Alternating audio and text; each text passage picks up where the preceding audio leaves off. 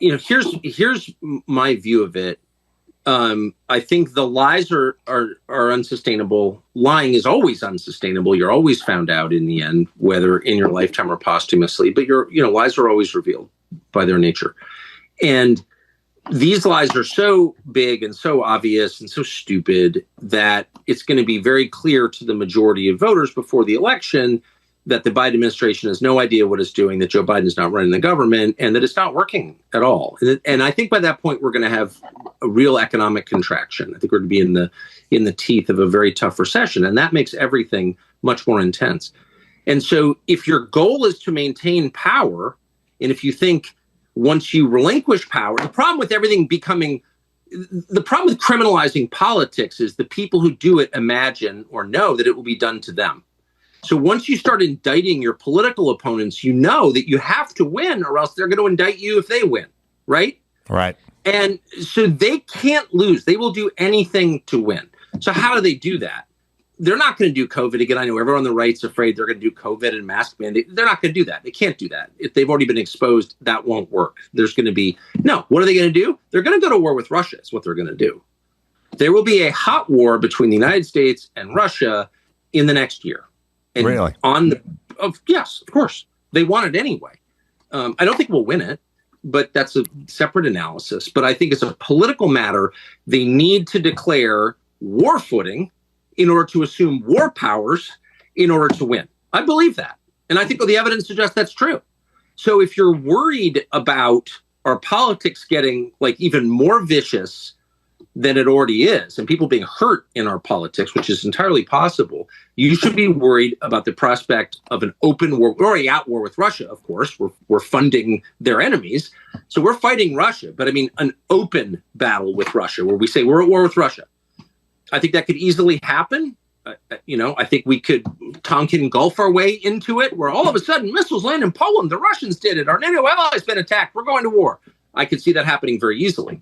So if you're worried about that, you need to put as much pressure as you possibly can on the Republican-held Senate to force a peace, which can be done. The United States could force a peace in Ukraine tonight. We're funding one side. There is no Ukrainian army outside of NATO. If NATO withdrew its support for Ukraine, Ukraine would crumble in a day. So we are the only power in the world that can bring both sides to the table to force a peace, which will be unsatisfactory as all forced peaces are. Like each side will give more than it wants, but that's the only option. Otherwise, I would bet my house on it. We are going to war with Russia. And of course, the stakes are everything, our life on the planet. I mean, these are the two biggest nuclear arsenals in the world facing off against each other. So this is insane. They're insane. These are people who think men can become women, who believe that face masks save you from COVID. I mean, these are not rational people. Would they go to war with Russia? Of course they would. Again, they want to anyway. And I don't know why Republicans don't get this at all, but they don't seem to get it. And meanwhile, Republican leaders, and Mitch McConnell's senile too, so I don't even blame him, but all the stupid Republican senators and McCarthy in the House, I mean, it's pathetic. These people are all on board with the war against Russia. Why? Well, I think it may even be scarier because you say they believe masks work or they believe men can become women and so on and so forth. I don't know that they believe that. I think it may be worse. I think they can say or do anything to hang on to power. Their view of Russia is very, and I can say this as someone who was, against the Soviets when it mattered, when they existed. But I'm maybe the only person in the United States who doesn't really have very strong feelings about Russia. I'm not that interested in Russia. I don't see it as our enemy or ally. I just don't have strong emotions about Russia. So I look at this and I see true hysteria. Like they've convinced themselves that our global enemy is Russia. And I really think they mean that. And certainly the Republicans mean it. The Nikki Haley, Mike Pence, the low IQ wing of the Republican Party, which is most of the Republican Party, is low IQ at the leadership level.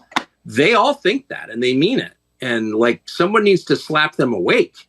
You're leading this country to its destruction. We've already lost control of the world. The American empire's in free fall right now. And we're going to lose the US dollar. And when that happens, we're going to have real poverty here, like Great Depression level poverty.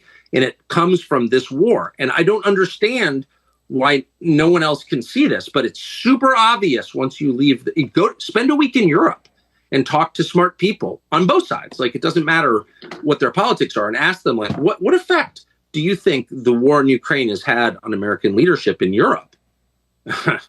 Dude. And by the way, Western Europe is our only reliable ally in the world. We only have one real ally, and that's Western Europe. And Western Europe is being destroyed by this. The German economy was crushed when the Biden administration blew up Nord Stream. I know nobody cares, but if you think like long term about this, they're really kicking the legs out from under this country in a way that is not possible to repair, at least in the short term.